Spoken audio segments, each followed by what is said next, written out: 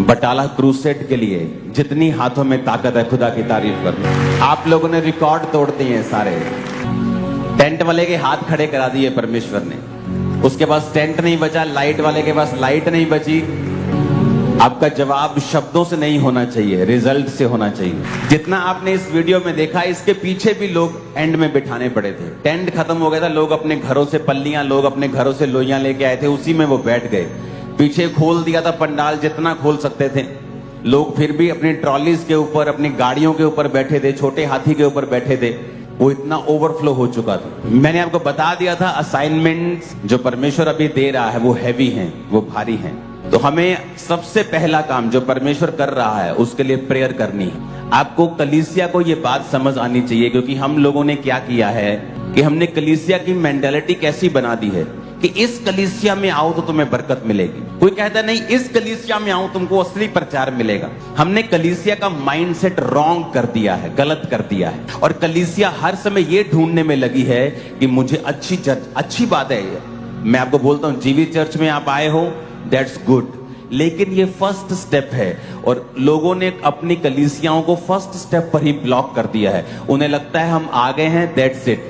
ये that's it नहीं है, खत्म नहीं हुआ। जब आप किसी जीवित चर्च के साथ जुड़ते हैं तो आपको फिर उस दर्शन के साथ जो जीवित चर्च का है उसके विषय के लिए आपको प्रेयर करनी होती है, आपको बोना होता है, आपको काम करना होता है, आपको अपना फिजिकल गिफ्ट जो आपके पास है उसका प्रयोग करना होता है। तो परमेश्वर आपको बरकत देता है। परमेश्वर देखता है कि मेरा दर्शन था, मैंने अपना दर्शन अपने दास को दिया, मेरा दास खड़ा हुआ, और जो लोग मेरे दास के साथ खड़े हुए, यानी वो मेरे दर्शन के साथ खड़े हुए, अब मैं इनको बरकत दूंगा और आशीषित करूंगा। पहला स्टेप था आपको जीवित चर्च ढूंढना है, और जीवित चर्च मिलने के बाद सेकंड स्टेप है, क्योंकि परमेश्वर उस जीवित चर्च में है और परमेश्वर कुछ ऐसा कर रहा है जो अब की योजना है। जीवित चर्च का मतलब वो परमेश्वर की आवाज को अब सुन रही है, राइट नाउ, प्रेजेंट टाइम में, कि परमेश्वर इस टाइम में क्या चाहता है। मैं परमेश्वर की उपस्थिति में जब समय बिता रहा था, मुझे 10, 12, 15 घंटे हो गए, तो परमेश्वर ने मुझसे बात की। और जब परमेश्वर ने मुझसे बात की, मैं सेकंड डे ही नीचे आया और अपने लोगों को मैंने बोला कि मुझे ये चाहिए, मुझे अब इस तरह से चाहिए, अब मुझे ये ब्रांचेस चाहिए। और अभी मैंने अपना फाइनल प्लान किसी को नहीं बताया, मेरी वाइफ के अलावा। वो मार्वलस है, वो ऐसा है कि गूंज जाएगा यीशु मसीह का नाम, गूंजेगा यीशु मसीह का नाम। मैं आपको बता रहा हूं, आपको जस्ट स्टेप बाय स्टेप मेरे साथ चलना है।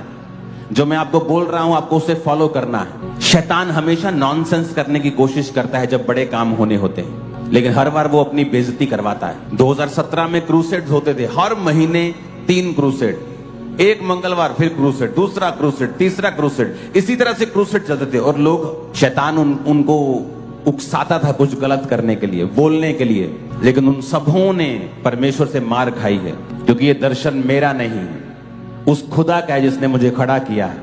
मैं वोट्स लेके खड़ा नहीं हुआ। इतने क्रूसेड्स होते थे, इतने, और ऐसा नहीं है कि एक क्रूसेड था तो बहुत रश था और दूसरे पे होता नहीं था। लोग हैरान पूछते थे कि एक हफ्ते बाद क्रूसेड है, लेकिन इसका रश उससे भी ज्यादा कैसे हो सकता है। इस एक हफ्ते बाद फिर क्रूसेड है, इसका रश दूसरे तीसरे से भी ज्यादा है, ये कैसे हो सकता है। इतने लोग कैसे आ सकते हैं। एक, चलो मान लो साल में एक मीटिंग हुई, चलो जी सभी कलीसियां इकट्ठी हो गई, बड़ी गिनती हो गई, पर आप हर हफ्ते करते जा रहे हो, संडे करते जा रहे हो, थर्सडे करते जा रहे हो। एक महीने में मैंने 18 बड़ी मीटिंग्स की थी, मुझे याद है, संडे थर्सडे मिला के। तो लोग सोचते ये कैसे हो सकता है, इतनी मीटिंग्स कैसे, इतना बड़ा काम कैसे। और व्यक्ति था एक फॉरेन में, वो गाड़ी, अपनी गाड़ी में, बड़ी सी गाड़ी थी उसके पास, गाड़ी में लाइव होकर मुझे गालियां निकाला करता था, सीधा गालियां। क्रिश्चियन था वो, गाड़ी में बैठकर गालियां निकालता था वो। और प्रभु ने मुझसे कहा था तो जवाब मत देना, मैं जवाब दूंगा। और मैं क्रूसेड पे क्रूसेड, मीटिंग्स पे मीटिंग्स, वो गालियों पे गाली। उसी गाड़ी में उसका एक्सीडेंट हुआ, 9 महीने आईसीयू में रहा, कीड़े पड़ गए बॉडी में, और फिर मरा वो। और बड़े कमाल की बात बताऊं, आज तक मैंने उसकी एक भी वीडियो नहीं सुनी वो उसने क्या कहा मुझे। इतना मालूम था गालियां निकालता है, कुछ बुरा बोलता है। इमेजिन करो अगर मैंने उसको देखा होता तो मेरा टाइम वेस्ट होता, क्योंकि मुझे एंड मालूम है इन लोगों का एंड क्या है। सिर्फ शर्मिंदगी के अलावा इनको कुछ नहीं मिलेगा। आपको अपना काम करते रहना है।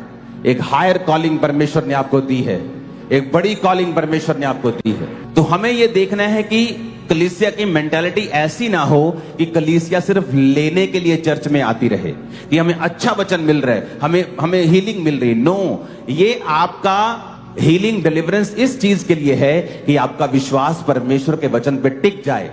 उसके बाद जब आप घरों में जाएं, आप प्रार्थनाएं करें कि हमारे मेरे फ्रेंड्स, मेरे भाई, मेरे बुजुर्ग, कैसे हैं आप सब। मैं जानता हूं परमेश्वर आपको देख रहे हैं और आप परमेश्वर की निगरानी में।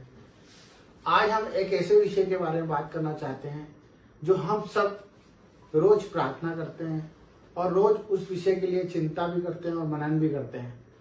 बाकी वो विषय है हमारे जीवन का आने वाला कल, जिसके बारे में हम ये सोचते रहते हैं कि कल हम क्या करेंगे और कल हमारा क्या होगा, कल हमारे बच्चे स्कूल जाएंगे कि नहीं जाएंगे, कल हमारे जिंदगी में कुछ खुशियां आएगी कि नहीं आएगी, कल हमारे जीवन में जो हम चाहते हैं वो पूरा होगा कि नहीं होगा, हमारी सेहत कल कैसी रहेगी और हमारा परिवार सुरक्षित रहेगा कि नहीं रहेगा।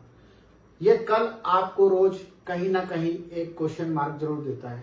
मैं जानता हूं कि जो परमेश्वर को जानते हैं वो ऐसी बात कभी नहीं करते और ना ही ऐसा सोचते हैं, पर शैतान हमारे चारों ओर है। और ये विषय उन लोगों के लिए जो लोग परमेश्वर को अभी जानने लगे हैं और परमेश्वर के प्यार में खो गए हैं, परंतु उन्हें न्याय और उन्हें नियम को जानना बहुत जरूरी है। क्योंकि कल परमेश्वर ने हमारे लिए क्या रखा है, अगर हम इसको जान गए तो शायद हम कल की चिंता करना बंद कर देंगे। जिस तरह परमेश्वर का वचन कहता है कि कल की चिंता ना कर, कल की चिंता आप खुद के लिए कर लेगा, आज के लिए आज का दुख बहुत काफी है। यही वचन परमेश्वर ने हमें इसलिए दिया है क्योंकि जो लोग भविष्य की चिंता करते हैं, जो अपनी खुद की सेल्फ चिंता करते हैं, जो अपने परिवार की चिंता करते हैं और कल के विषय में मनन लगा के अपनी पूरी जीविका खराब कर लेते हैं और ये नहीं सोच पाते कि हमें कल क्या करना है, उसी विषय में परमेश्वर हमें कहता है कि तू कल की चिंता मत कर, कल की चिंता आप खुद कर लेगा, आज के लिए आज का दुख ही काफी है। मेरे प्यारे मित्रों और प्यारे भाइयों, मैं आपको ये बताना चाहता हूँ कि परमेश्वर ने हमें ऐसा क्यों बोला है। क्योंकि परमेश्वर ये जानते हैं कि हमारे बच्चे उसके ऊपर विश्वास करेंगे। क्योंकि जो अनंत जीवन का स्वामी है, जो राजा होगा राजा है, वो हमारे कल की नहीं, वो हमारे जीवन की रक्षा करता है। हमारे पूर्वजों से उसने हमें गोद ले लिया है, उसने हमें मोल देकर चुकाया है और हमें स्वीकार करा है जिस भी हालत में थे हम।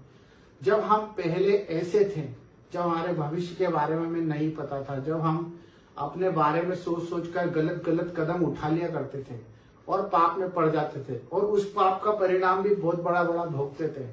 पर हम क्यों नहीं जानते कि आज हम वही गलतियां, वही व्यवहार वापस करेंगे तो हम किस तरह से प्रभु के कहलाएंगे। जिस तरह से परमेश्वर ने हम पर दया रखी, अगर हम उस दया को जानना चाहें तो हम कैसे अपने आप को जान सकते हैं, कैसे जान सकते हैं और कैसे जान सकते हैं। ये वही वचन है जो परमेश्वर का हमें सिखा रहा है कि तुम कल की चिंता मत करो। मैं जानता हूँ आज मेरा भाई कैंसर में है, मैं जानता हूँ कि आज मेरी बहन परेशान है, कर्जे में है, मैं जानता हूँ मेरे भाई उन अपने भाइयों से लड़ रहे हैं, अपनी चीजों के लिए, हक के लिए दौड़ रहे हैं, अपने काम काज की चिंताओं में, ऑफिस के टेंशनों में, अपने वर्क की टेंशन में बहुत कुछ अपना खो रहे हैं, अपना आनंद खो रहे हैं। मेरे भाई बहनों, ये विषय परमेश्वर ने हमें इसलिए दिया है कि जब हम इस चीज को छोटा करेंगे, अपने कामों को अनुशासन से करेंगे, नियम से करेंगे और अपने मुख पर सच रखेंगे, हमसे जो होता है हम उसी को करें। हमारी आंखें जितना देखती हैं हम उसी को अपना काम का सोता बनाया, उतना ही चले जितना हम चल सकते हैं। क्योंकि परमेश्वर ने हमारा बोझ अपने ऊपर ले लिया है। व्यर्थ चिंता ना करें, हमें चिंता करने की कोई जरूरत नहीं है, क्योंकि परमेश्वर ने क्रूस पर अपनी जान दी, अपने इकलौते पुत्र को हमारे लिए इसलिए दिया कि हम नाश ना हो और हम विजय के जुलूस में चले और परमेश्वर की महिमा को देखें। और परमेश्वर की महिमा जब ही होती है जब हम परमेश्वर के पीछे अपना क्रूस उठाकर चलते जाते हैं। तो मेरे भाई बहनों, ये आपको समझना है कि हम अगर कल की चिंता करते हैं तो परमेश्वर के उस नियम को तोड़ते हैं जो परमेश्वर ने हमारे लिए बलिदान दिया। अगर आप महिमा देखना चाहते हैं और परमेश्वर के कामों को देखना चाहते हैं तो आज के आनंद में खुशियों से जियो, आनंद से अपने परिवार के साथ खुशियां मनाओ और प्रभु की आराधना करो, प्रार्थनाएं करो अपने पड़ोसी के लिए और अपने लिए भी। Thank you. जय मसीह।